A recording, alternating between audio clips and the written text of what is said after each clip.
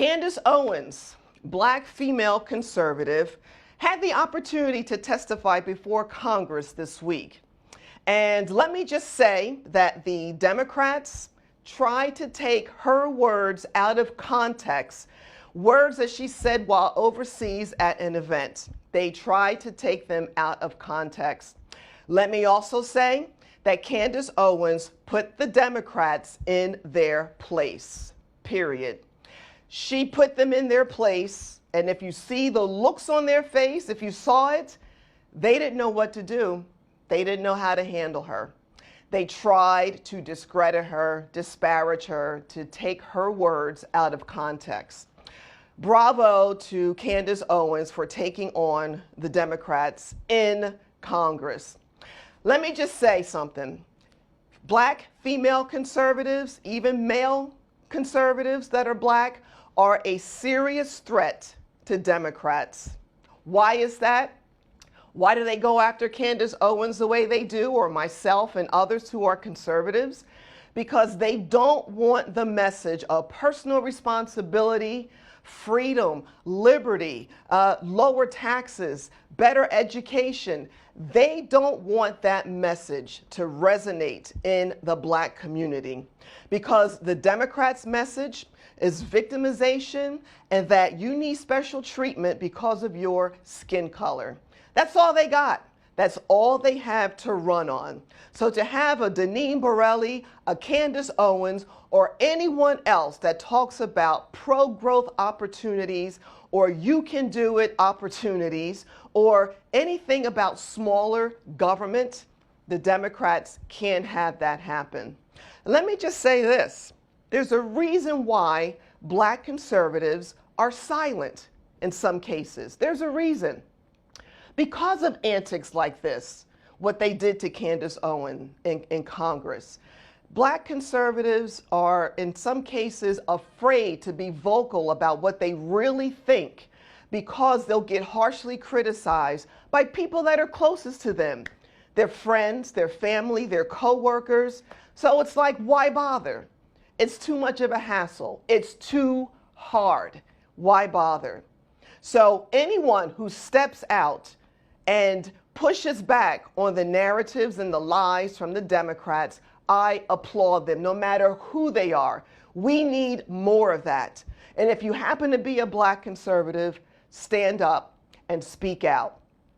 Don't be afraid, because we need more voices out there. And anyone out there watching and listening, give that backup and support to whoever you know that happens to be a black conservative, because it's too hard. I hope you will check out Candace Owens' video of how she took on the Democrats in Congress. And now, here's the deal with me, Deneen Borelli. Democrats and the anti-Trump media are still desperately on the lookout for their gotcha moment on President Trump. As if the 2-year Mueller investigation wasn't enough, they're now doubling down on their hunt for, well, we're not really sure what at this point. Exposing lies, revealing truth. Here's the deal with Deneen Borelli. So what's next on the Democrats' endless quest to destroy Trump? They are going all out to get President Trump's tax returns and business records, despite the fact that there's really no legal reason to. While I'm under audit, I would not give my taxes. There's no law whatsoever. Now, I will say this. I would love to give them, but I'm not going to do it while I'm under audit. It's very simple. Remember, I got elected last time, the same exact issue. It's really an extension of the Democrats' promise to step up their fight against President Trump when they took control of the House. And boy, are they on a mission. On their radar, the president's tax returns for potential financial conflicts of interest, and they have stepped up their efforts to get their dirty Democrat hands on them. Democrat Congressman Richard Neal, who chairs the House Ways and Means Committee, sent this letter to the IRS commissioner demanding President Trump's tax returns from the last 6 years and gave him a week to submit them. The tag teaming with Congressman Neal are Congresswoman Maxine Waters, Congressman Elijah Cummings, and Congressman Adam Schiff, who chair the House Financial Services Committee and the House Oversight and Reform Committee and the House Intelligence Committee, respectively. They requested information from Capital One Bank relating to President Trump's business dealings. And legislation introduced in New York State could pave the way for House Democrats to request and obtain Trump's New York State tax returns. House Speaker Nancy Pelosi weighed in on President Trump's tax returns, saying, "No president in the modern era has worked so diligently to keep their tax returns out of the public eye. What is President Trump hiding?" Not surprising, congressional Democrats had the full support from the anti-Trump media.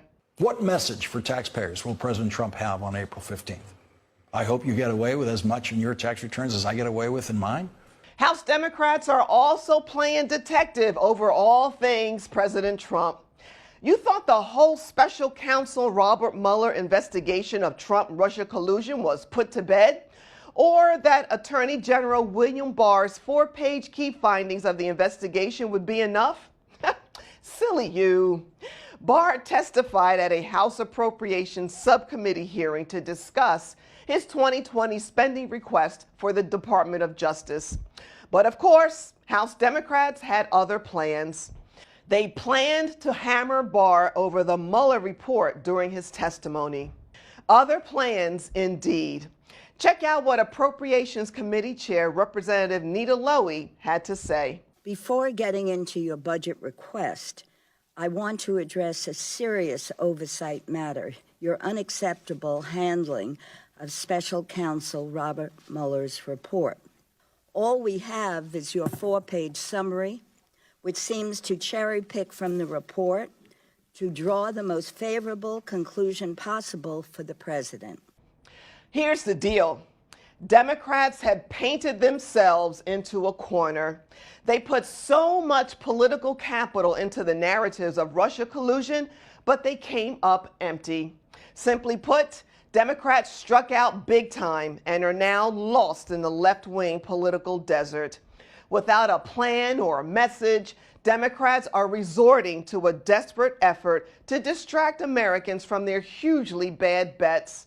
Democrats are going after President Trump's tax returns and business records to give the media something to talk about. It's a grand distraction.